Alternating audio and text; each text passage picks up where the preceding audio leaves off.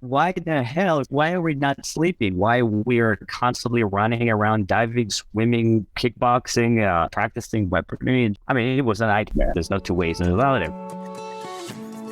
Top leaders, meaningful conversation, actionable advice, bulldoze complacency, ignite inspiration, create impact. Produced by the Southwestern family of companies. This is the Action Catalyst. Are you interested in advertising with the Action Catalyst? Our listeners could be hearing about your brand right here, right now. For details, shoot us an email at info@theactioncatalyst.com.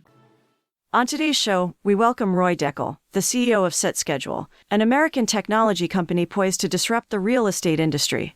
Prior to SetSchedule, Roy sold billions in financial products and managed a lofty residential portfolio, and spent time in the Israeli Defense Forces. Roy is also a donor, activist, and a champion for children's education. We hope you enjoy. Well, Action Catalyst listeners, this is Dan Moore, and we are very, very excited today to have Roy Dekel with us. Roy is the co-founder and CEO of SetSchedule, which he'll share some more information about with us, but he has an incredible background, having an impact to defend the free world, and now having an impact to defend people's right for free choice in real estate, and many other great things that he's done in the charitable and nonprofit sphere as well. So, Roy, welcome to the Action Catalyst. Hi, Dan. Thank you for having me. Super excited to be here. Roy, you've had an amazing background. I know that you served in the equivalent of the Navy SEALs in the Israeli Defense Force, which is absolutely incredible. But I wonder if you could share some of what you consider the most important pivots or twists and turns in your career, starting as a young man that ended up being where you are today and making such a difference in the world. Well, thank you for the question, Dan. Obviously, I love it because who doesn't like to talk about their history, right? If you want to carve it out more to the corporate evolution, post-military service, obviously I could do that. But if you think about the experience as an entrepreneur, obviously I had the privilege I was born and raised in Israel, so I was essentially, the mandate was to serve in the military, but I volunteered to serve in special operations and become an officer. But ultimately, I had the privilege to carry that experience into the civilian personal life and corporate life. And when I did that, I think I got a little bit of kind of like, it's almost like a cheat sheet that was an accelerated mode to maybe avoid mistakes. But ultimately, in the 15 years experience that I had in the corporate world and the charitable world and, civilian, I went through a lot of pivots that revolve around basically junior mistakes, as I call them. Junior mistakes that a lot of people make along the way, and especially entrepreneurs. So many of the pivots I can talk about. One specific question. Many of our listeners are returned veterans. What was sort of your thought process as you were leaving the IDF, and how did you get into the business world? When I left the IDF, let's put it this way, I was still a kid, right? I mean, I knew that I served in a great unit. I knew that I was an officer. I knew that I enjoy leading and managing. And I knew that probably somewhere in the DNA, I want to be an entrepreneur. I didn't know where and what's going to be my manifesto or business model, or what's going to be my industry. But ultimately, I knew that at the end of the day, I would want to build something that can benefit society, right? I mean, the end user in mind. So I went through the evolution from the military and implemented a lot of the training that I've been through or went through in my earlier career. Okay, so you identified that you had some strengths, you enjoyed leading people, you wanted to do something that would contribute positively to society, and the whole entrepreneurial thing was a powerful draw for you. That's great. Now, specifically, I know you were involved in selling a lot of financial services and real estate related products, and now you're more of a powerful connector of buyers and sellers and people seeking information on the market. Can you share some of the maybe twists and turns that caused all that to come about? Sure. Essentially, I'm a big believer that we need to address, as a society, we want to address challenges and problems that actually affect big communities to the core, basically. And the aspect of real estate was actually, I don't want to call it an accident, but actually the thought process started with the idea of creating communities of professionals that can connect with their prospects more efficiently using technology. right? And I came from the financial services and the real estate services world, investing in real estate funds or what have you. And I realized that there's a tremendous amount of gap between individuals' abilities. Okay. I mean, some people would refer to it as a core competencies as a businessman or a salesman, and their ability to actually connect with prospects or to be competitive enough to have enough prospects to actually build a business and be profitable. Essentially, that's how Set Schedule was born, from the evolution of buying hundreds and thousands of properties, diving into basically the core problem of assisting and helping real estate agents grow their business. That was kind of like the initial evolution of Set Schedule. But the vision statement was much broader than that. And it again, like I said, it revolves around enabling professionals, even if they're solopreneurs, to be more relevant, competitive, and successful in connecting with their prospects. I see. So a person that may have a one-man band or a one-woman band can actually connect at a really professional high level with people and create the right impression, so they don't think, well, this is just a one-off. Instead, it's a really professional connection point. Yes, that, as my grandma used to say, not all fingers are the same length, right? Not everything created equal kind of thing. And that there's sometimes unfair advantage to some groups, whether it's budget, whether it's geolocation. And the real estate was obviously a catalyst for us, like I said. So ultimately, we realized that the solopreneurs and in the small businesses, not even an SMB, but the small businesses, in a space of real estate, which you're talking about 2 million businesses, license holders in the space of real estate, are constantly struggling with the idea of having a constant drive, constant push, constant ability to either perform, budget, and in an economical way to scale that business, right? So that's kind of like where Set Schedule was born, from the idea of controlling the schedule better, hence the set schedule, and doing it in an economical way that enables you to grow your business and be competitive. That makes total sense, because for people that are maybe not aware of the real estate market, this is not a salary-based business. This is a business where income entirely depends upon production. And so if people can use their time better, they can have better production and therefore build a business that is sustainable and something that can grow too. Correct. And it applies to so many different industries. If you look at the charitable organization, it constantly needs new donors, right? Donations and capital. It conceptually, through the Set Schedule applications and everything that we have in the roadmap in the coming months and years, we're going to enable this very efficient connection between even a foundation and the donor. There may be a CEO of a company X and they're on the platform. Again, we are obsessed over creating efficiencies and enabling the smaller business to be efficient and successful on a constant basis. Right. Now, you mentioned charitable work. I know that your great passion is children's education, and I understand that a lot of that roots from your own childhood experiences. Can you share a bit how you became so involved with that and why that's such an important conviction you have? Absolutely. That's an awesome question, Dan. Thank you. It's hard to explain, but I'll say it in a funny way. I've started the military. I've seen a couple of different wars in Israel and the Middle East. And then I came here and basically dove into the entrepreneurial lifestyle without looking back. But every time I see a sick child, or every time I see a child that is at a disadvantage, whether it's economically, whether it's, from social environment, obviously an orphan child, it just breaks my heart. It's kind of like in the family, we call it my kryptonite. So I realized at a young age that that's something I cared deeply about, and it's just in my DNA.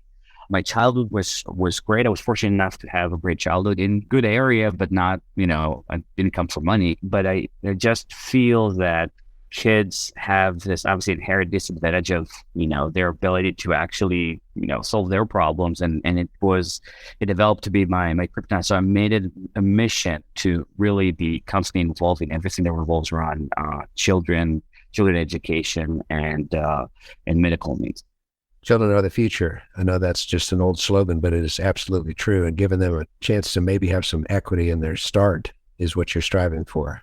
You definitely can predict the future of where our country is going to be 10, 20 years from now. If you just really spend the time in listening, reviewing, and understanding what we're doing to our next generation. And I know this is not rocket science, it's pretty elementary, right? But that's a crystal ball that you can predict if you pay attention to the kids of today's generation. And there's a lot of them.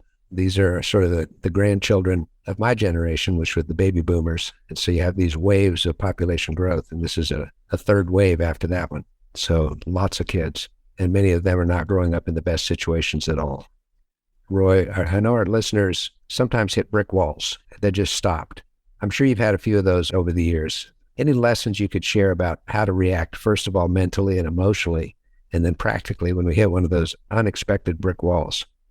Absolutely.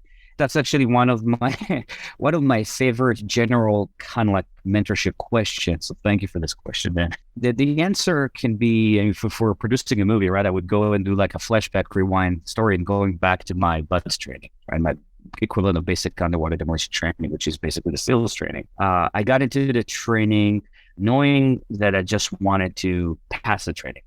I don't want to quit. That I want to win it. I want to be it. I want to be part of this unit. And you have what's called Hell Week in BUDS training, which is really Hell Week. Now, when I served, it was way before Facebook and Twitter and YouTube. So I didn't get the privilege of actually watching these things before I was in that unit. I actually realized that there is such thing as called Hell Week during Hell Week, when I asked myself, why are we not sleeping? Why we are constantly running around, diving, swimming, kickboxing, practicing weaponry, and it was a nightmare. There's no two ways about it, right? And that's where I would say 40% of the unit quits, or the cadets quit. Okay. You started training with about 180 wannabes, you end up with about 80 entering Hell Week, and probably by the end of Hell Week, you end up with about 40 or 30 individuals. And I was one of them. And I thought to myself for years, how and why, and what was really the element that carried me through that. And then the answer, by the way, is what I use and obsess over regularly to this day, right? Whether it's charitable project or whether it's corporate project. And to me, it was pretty simple. I never forget that. During Hell Week, all I needed to do is to think about two things. Number one is I closed my eyes and I thought about the fact that I want it to be Friday, and it will be Friday at some point. Eventually. Okay. So what's the worst that can happen? Right? It's going to be Friday. I'll be thrown all these challenges. I'll sleep about the equivalent of 6 hours the entire week. So call it about half an hour to an hour per day, but I'll be okay. Nobody's going to kill me, right? Training. Mm-hmm. So that was the first thing. The second thing is I remember what my dad told me, and it's kind of funny, but I remember when I was broken during boot camp training. Actually, it wasn't even Hell Week, and I remember that I actually called crying to my parents, and my dad told me that was actually, like I said before, Hell Week. And he said, Roy, no one on this planet is able to stop time. So if this is your mission, just let time work itself out and keep going with the mission. Right. So I remember that line, which is, again, pretty elementary. And I remember, and I exercised the idea of, I made the commitment to do something. Nothing comes without challenges. If it was easy, everybody would have done that. And all you need to do is to close your eyes and say, it will be Friday, but if I do it right and I stick around, it will be Friday with my achievement of success. And that's how I exercise my decision-making process and management style today. I think it's awesome. You also got somebody else involved. You called your dad, and I'm sure that emotional push of somebody that you respected and looked up to was right in front of you all the time as you were working toward Friday. Absolutely. I'm a big believer in learning to adapt, listening to advice, listening to constructive criticism that comes from a good place, and really seek for mentors. It's okay to have mentors. It's not a sign of weakness. It's absolutely important. Mm-hmm. I spoke with another gentleman who'd spent about 27 years as a Navy SEAL in this country, and he also spoke about how many people rang the bell during BUDS and left the training. And he said the one thing they all seemed to have in common that made it was not all about them. It was about someone else that was important to them. And I think that's a good lesson as well, realizing the people in our lives mean something, and it's not just about us. Absolutely, 100%. We actually have in the company what we call management development program, and we actually had this conversation about the difference between dopamine and actually the power of the congregation or the power of the network.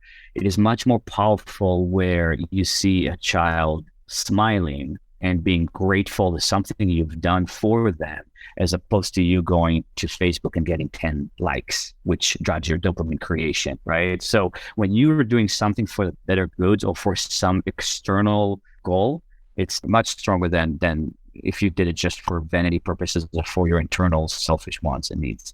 That makes sense. I sometimes think about the difference between joy, which is what you just described, and amusement. And amusement are things that we do without fault, without thought, and they just random. But true joy always involves other people and some connection of our abilities applied to the problems of the world. That's when true joy occurs. I like that. Well, let's share some other thoughts. What do you do to keep from getting complacent? You've been highly successful in business. Probably you could sit back, put your feet up on the desk, and tell people how great you are. But you don't. You are continuing to grow. You're developing and nurturing people. You're coaching others. What do you do to keep from getting what we call satisfied-itis? That's a great question. And again, it ties to everything that I've done, everything that pretty much any successful entrepreneur, an executive, a business executive does. I would break it down to two parts. The first part was what we just talked about, right? So I mean, I'm analyzing the why, and I'm figuring out why am I doing it? What's my passion? What's my vision? Why am I doing this? And again, I mean, for me, for example, every time I come to the office, I don't think about the fact that I'm coming to the office because I'm the CEO and this is an exciting environment and I get such a great validation of my title and my brand. I come in the office because I think, I actually have 200 team members and keep growing at a very fast pace. And I'm responsible for their families. I'm responsible for their families. I'm responsible for their livelihood and their career. And I want to make sure that 20 years from now, the most amount of people from the company can exit Set Schedule and say, oh, this was the pinnacle of my career that made me who I am and enabled me to be independently wealthy, healthy, and provide for my kids. So it's a long way of saying, it's basically the combination of everything we talked about, the joy and what drives me forward. That's more selfishly speaking, the competitive analysis, right?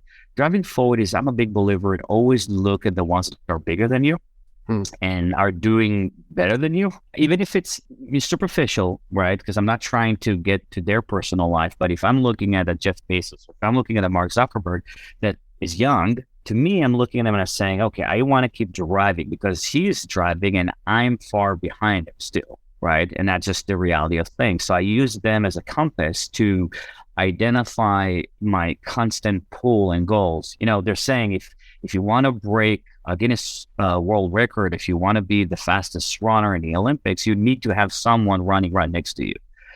So to me, that's the second component, is creating this competitive compass that enables me to say, I want to keep pushing forward. That's great. So you have an internal focus, but you also have an external radar. Yep. I love it. Now, in terms of, again, personal self-management, we might call it, do you have a morning routine, something that is a habit for you to start your day? The answer is absolutely yes. The way I operate is pretty predictable. It's the most predictable way that you can think of. And if you read articles, you will see that they talk about how Steve Jobs always wore a black turtleneck, shirt, and he didn't have this decision fatigue over what shirt to wear to work. And I kind of like to do the same thing, not because I read that, it was years ago. It's maybe the military pragmatic approach. When I wake up in the morning, I know that I will always shower. I know that I have my t-shirt, my jeans, and my Lacoste shoes. I know that I wake up between 6:30 to 6:45, and by 7, I have to be out. I know that when I get to the office, I have my first cup of coffee and et cetera, et cetera. But the point is, and alongside that, I also know that everything that I need is positioned in a place that I always leave it. Like, for example, I don't lose my phone. I don't lose my phone because my phone can only be in one spot in the house. And I'm going to not lose the car keys because they're going to be in one spot in my bag in the house. Pretty predictable. So when you create this predictability, you don't burn your brain cells over decision fatigue or over a decision that are not necessarily driving your core goal, right? So you leave bandwidth in our CPU, in our brain, you leave bandwidth for the important decisions that you want to make throughout the course of the day. Mm-hmm. So you rely on the force of habit and the power of routine to keep emotional energy in reserve for the most important things. Absolutely. Yeah. There's an old saying, why is it when you lose something, you always find it in the final place you look? True. But if you can just remember, car keys go here, phone goes here. Plus, I think you also have an emotional drive to get the day started because, again, you got 200 people depending on you and you have many families that are depending upon you. It's pretty hard to roll over and hit the snooze alarm when you realize people are expecting me to do my best. And I make a point to keep the clock far from me so I cannot hit the snooze alarm. That's another strategy. Don't leave it within reach because you're going to turn it off. Yes, sir. I guess my last set of questions for you, Roy, would be to help encourage people that really need encouragement. Some of our listeners are kind of out of aces right now. How would you advise people to keep into motion and get things going again? That's a great question. Obviously, in light of the pandemic, and I'll start with a perspective. It's going to sound a little bit cheesy, but I think it's important that we slow down and we think about it. The start of life and the end of life, and I heard it recently, the start of life and the end of life are kind of like the only definitive real things that you cannot change. Everything in between is, as Shakespeare said, it's a stage, right? It comes, it goes. It's what's the worst that can happen? Just think about it, right? I mean, this is not the start and end of life. This is in between. This is the quality of life that you can build and you can work around. And what's the worst that can happen? So if and I'm going to go extreme, right? Not hypothetical, theoretical, but extreme. There's no money. You didn't get an SBA loan, no funding business, and you have to shut down your restaurant. For example, I mean, it suffered tremendously, right? You have to shut down the restaurant. Well, then that's it, right? So the restaurant is shut down. Now, the next thing that you need to think about immediately is what is your next action and how you're creating a new critical path to a solution. And the solution is out there. The solution is out there because you can start a new restaurant. You can partner with a new great friend that you've known for years. That's what happened to me. I went through one of the toughest experience in my life, and I ran into my friend and we started Set Schedule together. So you may go now after one business crashed, you go to a new business, and that business would be even better. And I've seen this so many times entrepreneurs were actually more successful after their biggest failures. So it's at the end of the day, money. And I know money is important. And I know that, you can take this advice in multiple different ways and say, oh, Roy doesn't, is doing okay, right? That's not true. I mean, we all have our challenges and we all came from failures. If we have a success, we'll probably have multiple failures before a successful story. But ultimately, you can pivot and you can change industries and you can even go in for now or temporarily work for companies. I mean, the employment world now, I mean, I think for every applicant, there are 20 different positions open now. So you can find a job and everything is going to be okay. I love the combination of practical action and internal attitude that everything's going to be okay. There will be a Friday. We can get there, but I can't get there by sitting around hitting the snooze alarm. I've got to get into motion and keep things moving. That is sound advice, Roy. That was a great instant edit of all of my lines. I like that. Well, it's terrific. Well, I want to thank you so much, but not just for what you shared today, but the way you're living your life, because it's an example to everybody around you. And we never know when that example will affect somebody and then their example affects someone else, but it's always important. So thank you so much for being with us today. I appreciate it. Thank you, Dan. If you enjoy this podcast, please make sure to subscribe. And to stay updated on everything that the Action Catalyst is up to, make sure to follow us on Facebook and Instagram at Action Catalyst Podcast and on Twitter at Catalyst_Action. And as always, thanks for listening.